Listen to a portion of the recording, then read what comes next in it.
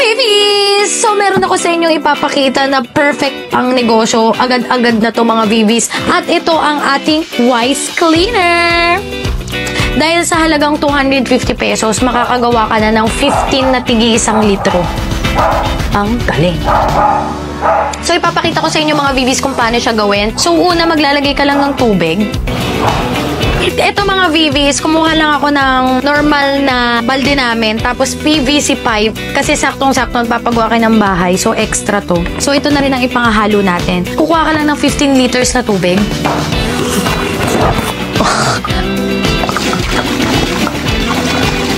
So mga Vivis, after nito, ang ilalagay na natin ang ating bubble booster. So ang saya nito mga Vivis, kasi may enjoy mo rin siya gawin, para ka nag-e-experiment day. Ayan. And next nating ilalagay mga Vivis ang ating surfactant. So, gugupitin nyo lang siya ng maliit dito sa dulo. Ayan. Tapos, unti-unti mong ihalo habang nilalagay. So, alam nyo mga Vivis, ang maganda dito, kung ayaw nyo siyang ipang negosyo, pwede nyo gawin sa bahay. Tapos, makakatipid talaga kayo. Kasi 250 lang, ganito na karami magagawa mo. And ang dali lang niyang gawin. I-stay lang muna natin to ng 20 minutes bago natin siya haluin ng bonggang-bongga. So mga Vivis, after 20 minutes, babalikan na natin siya at ilalagay na natin ang ating premix. Dahil ito ang magbibigay ng amoy, ng kulay, pampawala ng sebo, pampawala ng bakterya. So, open natin siya.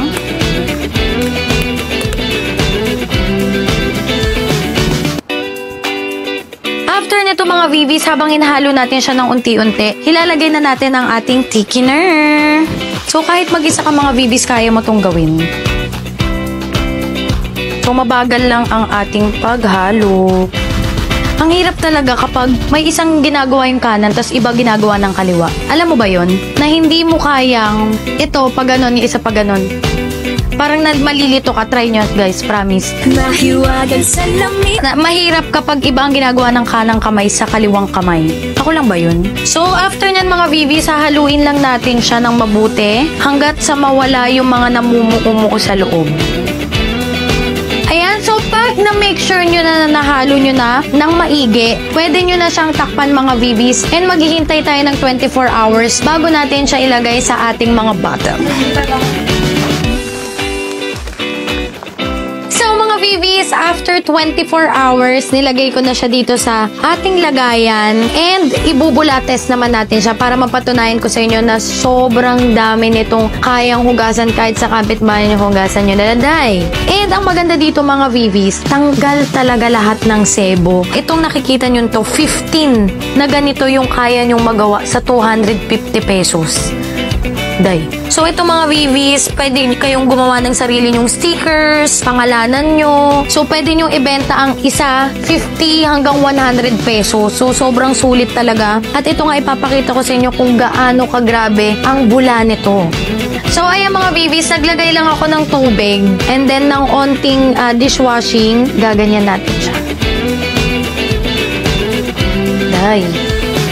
Tanggal talaga. Ito nga guys simula nung pinadalhan kami ng PR kit ni Wise Cleaner, yun yung ginagamit namin dito sa bahay. So, ang laki talaga ng natitipid namin. At pansin ko, talagang yung sebo tanggal na tanggal. Pinaka selling point niya sa akin is grabe yung tipid ko.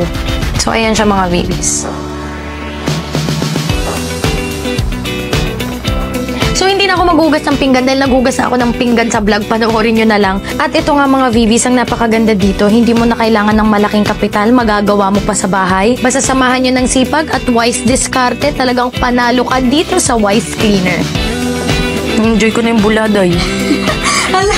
Yung bula niya talaga. Wapo na.